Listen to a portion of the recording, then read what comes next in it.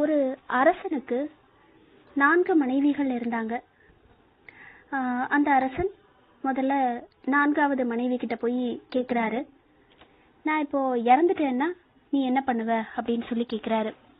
அதுக்கு அந்த மனைவி, நான் உடனே மறைஞ்சிருவேன், நீங்க இறந்த உடனே நான் மறைஞ்சிருவேன் அப்படின்னு சொல்றாங்க.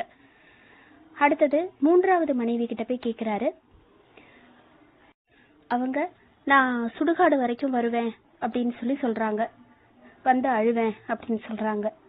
அடுத்தது 2வது மனைவி கிட்ட போய் கேக்குறாரு, நான் வேற ஒருத்தரை திருமணம் செஞ்சுக்குவேன் அப்படின்னு சொல்லி சொல்றாங்க. கடைசியா முதல் மனைவி கிட்ட கேக்குறாரு, நான் இறந்துட்டேன்னா நீ என்ன பண்ணுவ அப்படின்னு.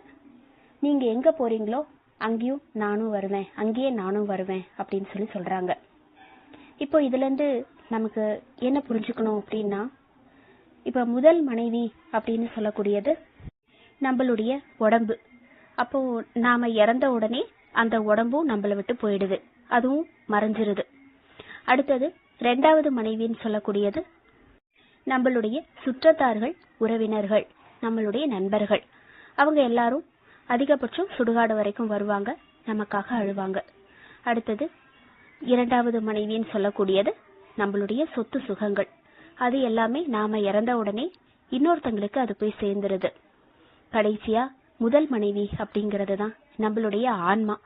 நாம இறந்ததுக்கு அப்புறம், நம்ம உடல் மறைஞ்சதுக்கு அப்புறமா அது என்னைக்குமே நிலைச்சிருக்கக்கூடிய ஒண்ணு. அப்போ அப்படிப்பட்ட அந்த ஆன்மா மறுபடியும் வந்து இந்த உலகத்துல பிறவி எடுக்காம இருக்கிறதுக்காக தான் நாம உயிரோட இருக்கும் போதே அந்த ஆன்மாவை இறை நிலைய உணர வைக்கணும். அப்படிங்கறதுக்காக தான் நாம இந்த ஆன்மீக பயிற்சிகளை நாம செஞ்சிட்டு இருக்கோம்.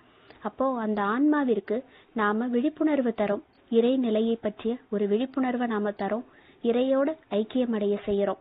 அதாவது அந்த பிரபஞ்சமளாவிய சுயத்தோட நம்மளுடைய அந்த தனிப்பட்ட சுயத்தை ஒன்று கலக்கிறதுக்கான ஒரு பயிற்சியையும் முயற்சியையும் நாம இதுல செஞ்சிட்டு இருக்கோம்.